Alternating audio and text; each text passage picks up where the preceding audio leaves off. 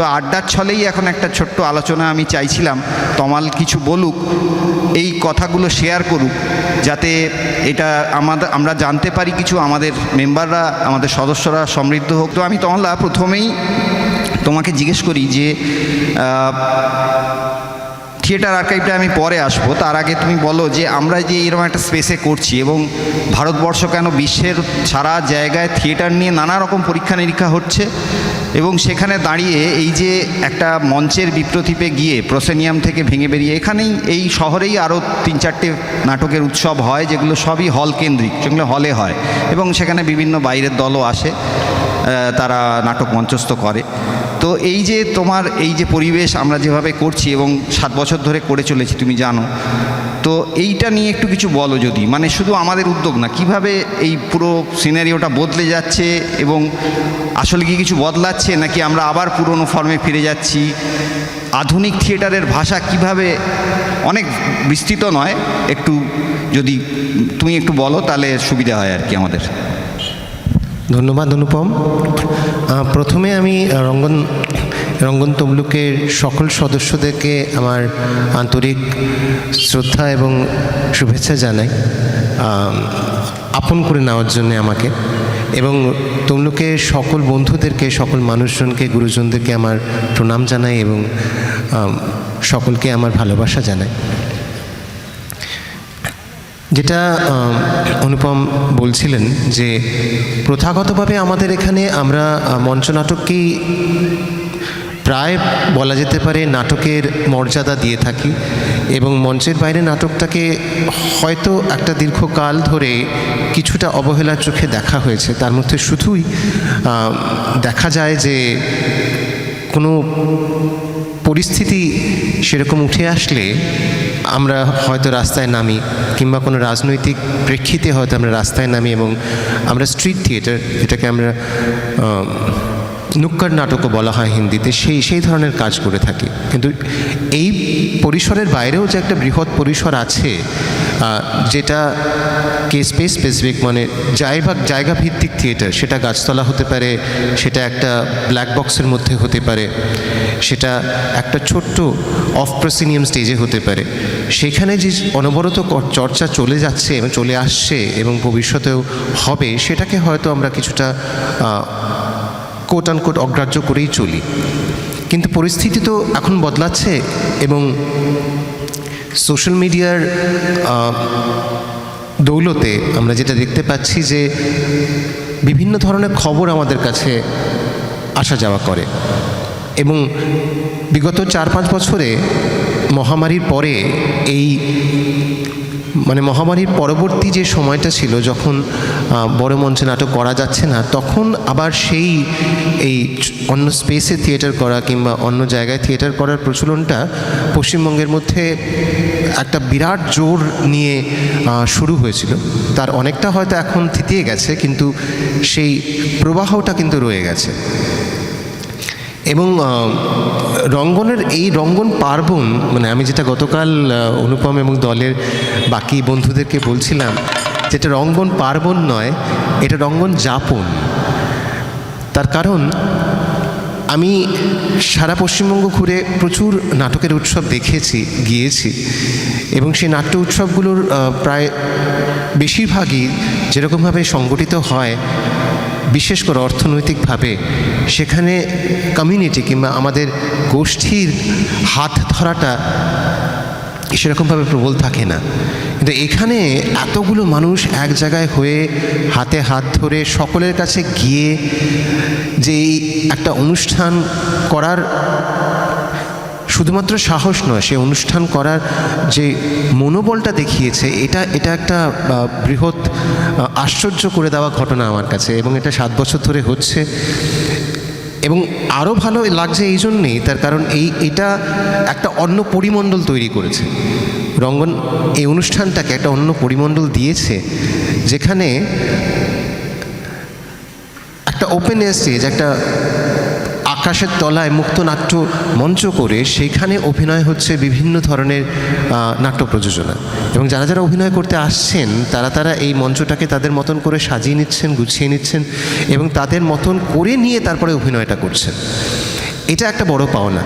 এবং এবছর আরও বড় পাওনা যেটা আমি পেয়েছি এবং রঙ্গন যেটা করে দেখিয়েছে, সেটা হলো শুধুমাত্র থিয়েটার নয়, শুধুমাত্র নাটক নয়, তার সাথে সাথে ভিজুয়াল আর্ট, তার সাথে সাথে ক্লাসিক্যাল মিউজিক এবং সাহিত্যকে মঞ্চে আনছেন তারা। নাটকের পাঠ কিংবা নাটক নিয়ে যে গল্প পাঠের আসর সমেত।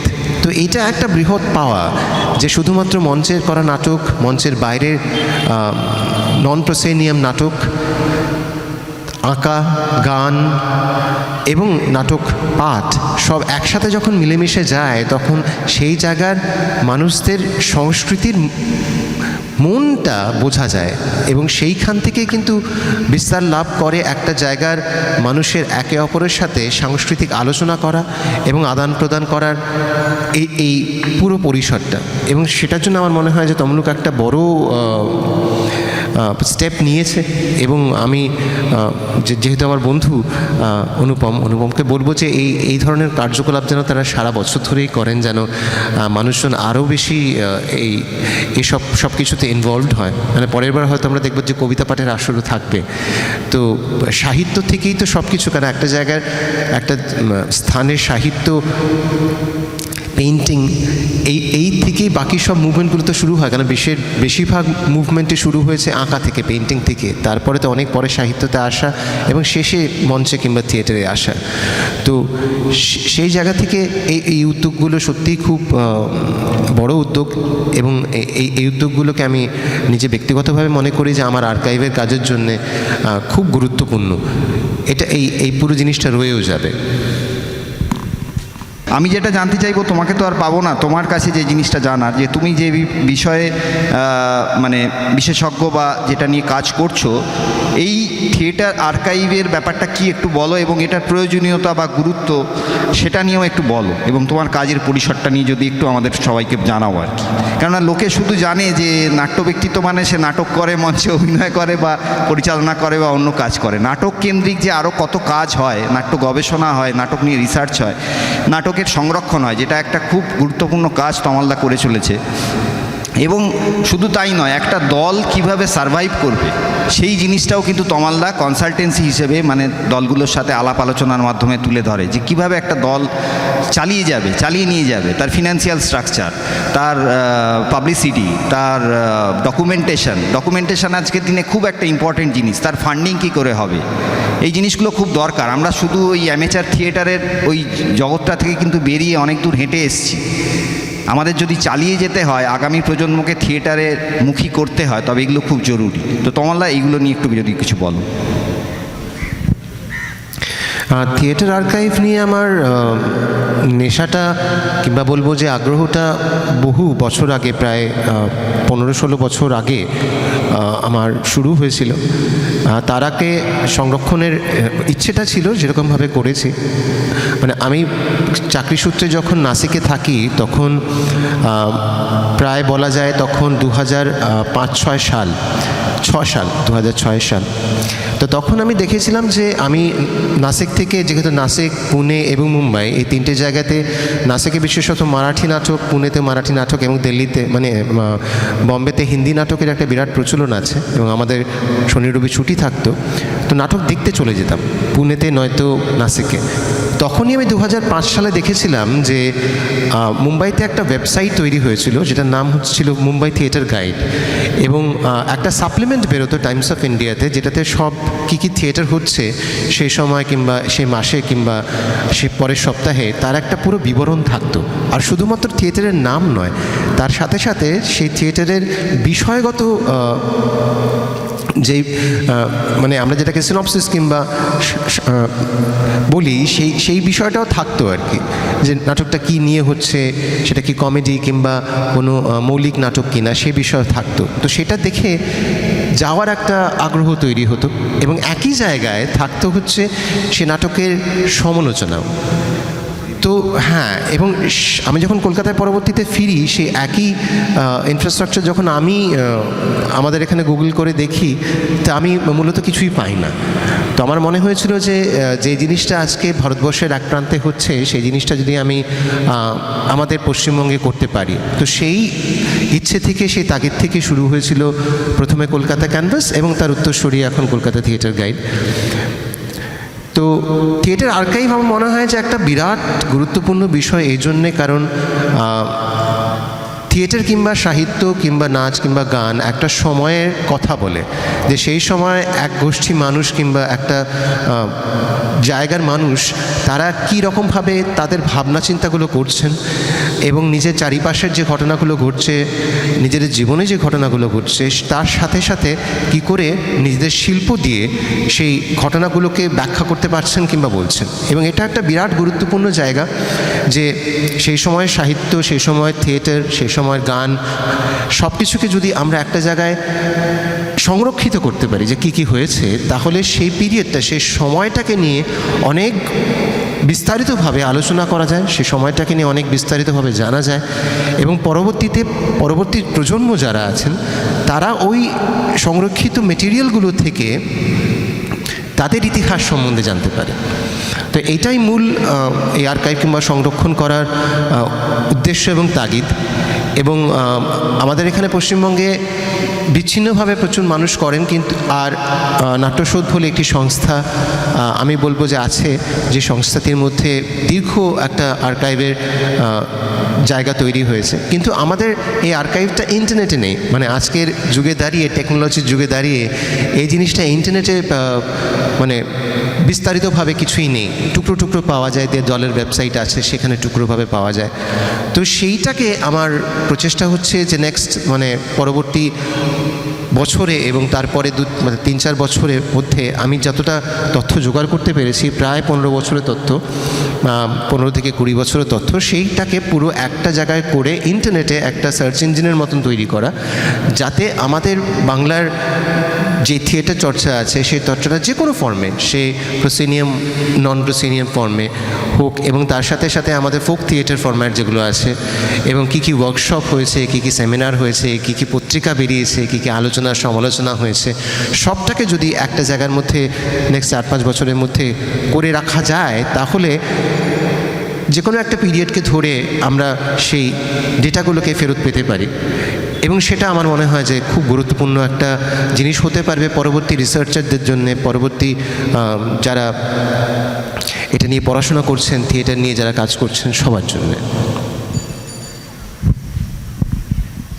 আচ্ছা, যে জানলাম এটা তো খুবই গুরুত্বপূর্ণ কাজ। আমি যেটা বলছিলাম যে কোনো প্রজন্মকে এগিয়ে নিয়ে যেতে গেলে থিয়েটারের সংরক্ষণ জরুরি, এবং সেই কাজটাই তমালদা করছে। এবং যেটা করছে টেকনোলজি, আজকের টেকনোলজিকে সাথে নিয়ে এটা ইন্টারনেটে পুরোটা অ্যাভেলেবেল হবে, যেখানে ইন্টারনেটে একটা এরকম সাইট থাকবে Kolkata theatre guide, I think. সেখানে গেলে জেলা ভিত্তিক এবং অঞ্চল ভিত্তিক প্রত্যেকটি থিয়েটার দলের তথ্য, তারা কি প্রোডাকশান করছে এবং তাদের কি রিভিউ বেরিয়েছে, তাদের নাটকের আশা করি ভিডিও কিছু ক্লিপিংস থাকবে, ছবি, হ্যাঁ, তো এইগুলো পাওয়া যাবে এবং এটা একটা খুব গুরুত্বপূর্ণ জিনিস হতে যাচ্ছে। তো আমি তমালদাকে একটা শেষ প্রশ্ন করে আজকের ছোট্ট আলোচনাটা শেষ করব। সেটা হচ্ছে যে তুমি কি মনে করছো যে আমাদের প্রসেনিয়াম বলো বা নন প্রসেনিয়াম বলো, সব মিলিয়েই থিয়েটারের ভবিষ্যৎটা কীরকম দেখছো? না আজকের প্রজন্ম, তোমারও মেয়ে আছে, আমারও মেয়ে আছে, আমরা অনেকেই মানে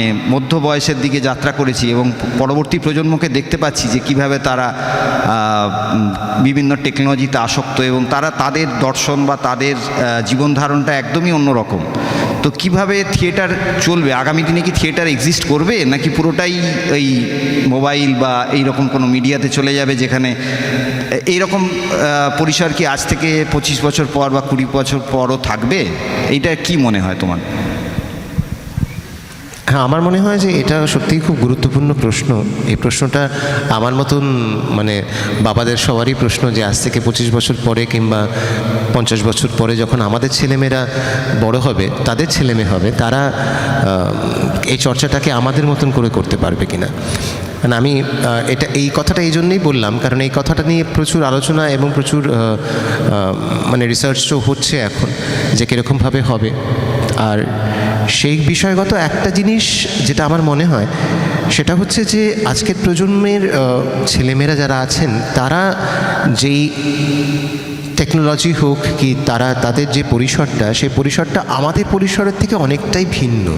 মানে আমরা যেরকমভাবে বড় হয়েছি, আমার অনুপমের মতন মানুষেরা যারা আজকে জীবনের মধ্য বয়সে আমরা আছি, তাদের বড় হয়ে ওঠাটা সম্পূর্ণ ভিন্ন রকম, এবং আমাদের ছেলেমেয়েদের বড় হয়ে ওঠাটা সেটাও সম্পূর্ণ ভিন্ন রকম।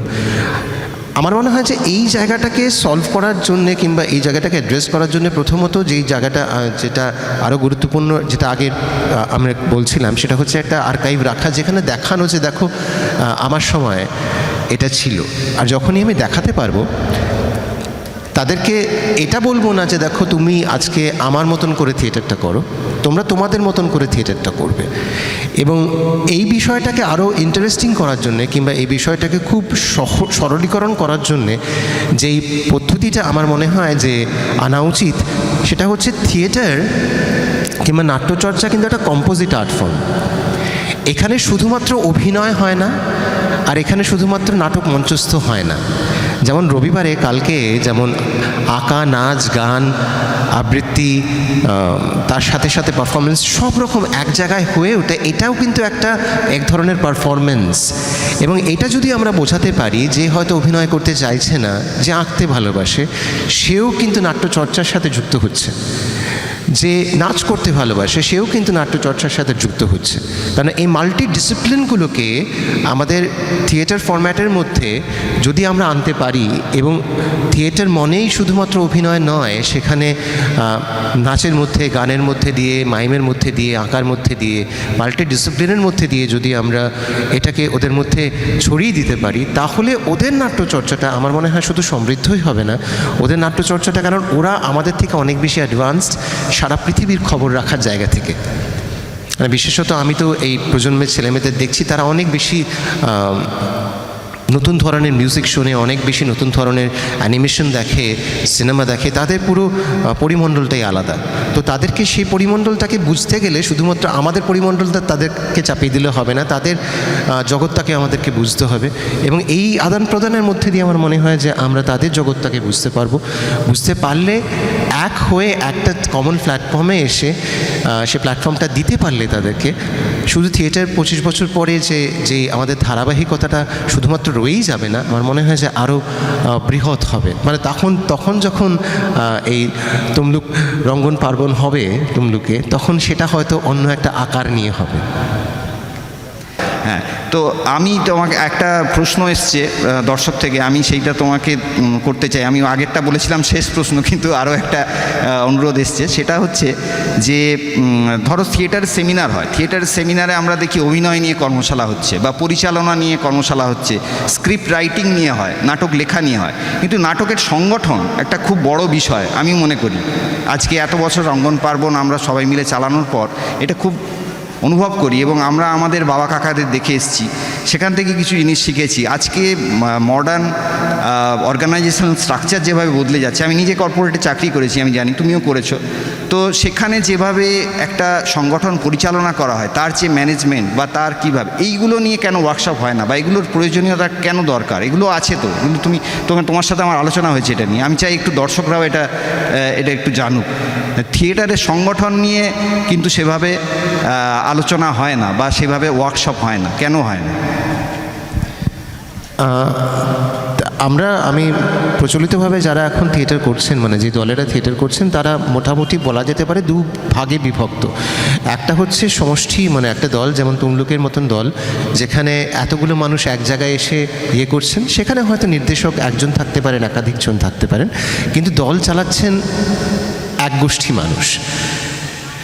আর আরেক ধরনের দল হয় যেখানে দলের মাথায় আছেন একজন কিংবা দুজন, এবং মূলত দেখা যাচ্ছে সেটা পারিবারিক সূত্রে আছেন, স্বামী স্ত্রী কিংবা দুই বন্ধু কিংবা এরকমভাবে আছেন, তারা অর্গানাইজেশন চালাচ্ছে। সেই ক্ষেত্রে মানে তারা যখন চালাচ্ছেন, সেটা অনেকটা পারিবারিক অর্গানাইজেশন হয়ে যাওয়াতে তার ইনফ্রাস্ট্রাকচার কিংবা একরকম হচ্ছে, আর এটার ইনফ্রাস্ট্রাকচার কিংবা আরেক রকম হচ্ছে। আমি 2013-14 সালে প্রথম এই কথাটা তুলেছিলাম যে আমি একটা ওয়ার্কশপ করাতে চাই, যেখানে আমি সংগঠন নিয়ে কথা বলতে চাই, যে একটা নাটকের দল কিংবা একটা কালচারাল অর্গানাইজেশন কী করে নিজের সংগঠনকে প্রেজেন্ট করবে। আর এটা আমার কর্পোরেট জীবনে শেখা যে তথ্যগুলো সেই জায়গা থেকে, এবং তাদের কাজকর্মগুলোকে কী করে তারা সংরক্ষণ করবে। আমার মনে হয় এটা খুব গুরুত্বপূর্ণ একটা বিষয়। এবং আমি পরবর্তীতে যখন আমার জানুয়ারি মাস থেকে আর্কাইভের কাজে প্রত্যেকটা জেলায় জেলায় যাওয়া আছে, গিয়ে তাদের সাথে বসে কথা বলা আছে, সেখানে আমি এই কথাগুলো বলবো। তাদের মধ্যে হয়তো কিছুজন করার চেষ্টা করবেন, কিছুজন করার চেষ্টা করবেন না, কিন্তু অনেকগুলো বিষয়কে অ্যাড্রেস করা যেতে পারে, যে সেই জায়গায় যে সাংগঠনিকভাবে নিজেদেরকে কীরকমভাবে তৈরি করবে তারা, যেন তাদের শুধুমাত্র কাজটাই শুধু না হয়, তার সাথে সাথে তাদের তথ্যগুলো যেন ঠিকঠাকভাবে থাকে, তাদের ডকুমেন্টেশনগুলো যেদিন ঠিকঠাকভাবে থাকে, তারা কোথায় কোথায় যেতে পারেন। যেমন ভারতবর্ষে শর্ট ফিল্ম কিংবা ফিল্ম করলে সেই সিনেমাটা সারা পৃথিবীর কোন কোন জায়গায় প্রদর্শন করা যায় তার জন্যে বই আছে, এবং তার জন্য শুধু বই না, তার জন্যে অন্তত একাধিক সংগঠন আছেন যারা পারিশ্রমিক নিয়ে আপনার তথ্যচিত্রকে মানে সিনেমাকে সারা পৃথিবীর বিভিন্ন ফেস্টিভ্যালে তারা পৌঁছে দেবেন সুন্দর করে, তার জন্য যা যা লাগে। থিয়েটারের জন্য যদি সেরকম কিছু করা যায়, যে আজকে একটা সুন্দর নাটক, থিয়েটার যদিও বা লোকমুখে প্রসারিত হয়, কিন্তু সেটা তো আঞ্চলিকভাবে হয়। একটা ভালো কাজ যখন তৈরি হচ্ছে, সেই কাজেরও যদি সেরকম কোনো সংগঠন থাকে, সেরকম যদি একটা প্ল্যাটফর্ম থাকে, যেখানে আমরা সবাই জানতে পারি যে সারা ভারতবর্ষ জুড়ে কী কী থিয়েটার ফেস্টিভ্যাল হয়, সেখানে কীরকমভাবে পাঠাবো আমি। যেমন আমি অনুপমকে দলে গতকালই বলছিলাম যে একটা নাটক তৈরি হওয়ার পরে, একটা কাজ তৈরি হওয়ার পরে তার প্রাথমিক কিছু জিনিসপত্র থাকে, যেমন তার একটা ডকুমেন্টেশন করতে হয়, সেই ডকুমেন্টেশন একটা ফরম্যাট আছে। সেই বিষয়গুলো নিয়ে আলোচনা ওয়ার্কশপ হয় না, সত্যিই হয় না। তার কারণ সেখানে হয়তো সংগঠনের মানে 10টা সংগঠন থেকে 10 জন মানুষ আসবেন, তারপরে তারা ছড়িয়ে দেবেন, সেই জন্যে হয়তো হয় না। কিন্তু অন্যান্য ওয়ার্কশপের ক্ষেত্রে যেমন ওয়ার্কশপটা করতেই হয়তো অনেক মানুষের, একটা দল থেকে 10 জন এলো, সেই জন্যে হয়তো হয় না। কিন্তু আমার মনে হয় যে এটাকে অ্যাড্রেস করা উচিত। এবং আমি বিভিন্ন দলকে, যেমন অনুপম বলছিলেন যে বিভিন্ন দলের সাথে আমি যুক্ত আছি, যারা এই কাজগুলো কীরকমভাবে করতে হবে তারা লিটারালি তারা শিখেছেন কী করে করতে হবে, নতুন পুরনো দল। তো সেইখান থেকে আমার মনে হয় যে এটাও খুব জরুরি একটা জিনিস হওয়া উচিত। এবং আরেকটা বিষয় আমি বলবো, যা ছোট্ট করে শেষ করার আগে, যদিও এটা প্রশ্নের মধ্যে নেই, আমার আর্কাইভাল কাজের মধ্যে থেকে, যেহেতু এটা আর্কাইভ এবং রিসার্চ, তার মধ্যে দুটো গুরুত্বপূর্ণ জিনিস ছিল। একটা হচ্ছে সংরক্ষণ করা, আর একটা হচ্ছে সংরক্ষিত যেই বিষয়গুলো নিয়ে আমরা কাজ করছি, মানে থিয়েটার ইন ইটসেলফ, থিয়েটারের কী করে প্রসার বাড়ানো যায়। শুধুমাত্র থিয়েটার আমি যত আমি দেখছি যে থিয়েটারের প্রসার কিন্তু আগের থেকে, থিয়েটার দেখার মানসিকতা আগের থেকে কিন্তু মানুষের অনেকটা বদলেছে। এবং এরকম ধরনের অনুষ্ঠান ছাড়া কিন্তু প্রচলিতভাবে যদি এখানে নর্মালি একটা থিয়েটার হতো, তাহলে কিন্তু এত মানুষজন সাড়া দিতেন না। অনুষ্ঠান করতে হবে তারপরে। তো সেই জায়গাটা কী করে অ্যাড্রেস করা যায়, যেমন সমাজ একটা বড় সমাজের মধ্যে এতগুলো মানুষ আছে, তার একটা মিনিয়েচার ভার্সন কিন্তু আমাদের বাড়িতে থাকে। আমাদের প্রত্যেকজনের সংসার কিন্তু একটা মিনিয়েচার সমাজ। তো সেইখানের মধ্যে কী কী জিনিস করলে মানুষের বাকি আর্ট ফর্মগুলোর প্রতি ইন্টারেস্ট বাড়বে এবং তারা দেখতে যাবেন, শুধুমাত্র থিয়েটার নয়, থিয়েটার, ডান্স, চিত্র প্রদর্শনী সব কিছু দেখতে যাবেন। মানে সেই ডিসকানেক্টটা কোনো একটা জায়গায় দূর করা প্রচণ্ড প্রয়োজন হয় আজকে। তার কারণ যারা নাচের অনুষ্ঠান করে তারা থিয়েটার দেখতে আসেন না, যারা থিয়েটার দেখতে যান তারা হয়তো সেই অনুষ্ঠানে যান না, আর যারা পেইন্টিং করেন তাদের অনুষ্ঠানে এরা যায় না। এই একটা ডিসকানেকশন আমাদের কিন্তু সমাজে খুব বাজে রকমভাবে হয়ে রয়েছে। এটাকে আমার মনে হয় খুব দ্রুত অ্যাড্রেস করা আমাদের উচিত। ধন্যবাদ তমালকে। আজকে অনেক গুরুত্বপূর্ণ তথ্য আমরা একটু ছোট্ট পরিসর হয়ে গেল আলোচনার, কিন্তু জানতে পারলাম।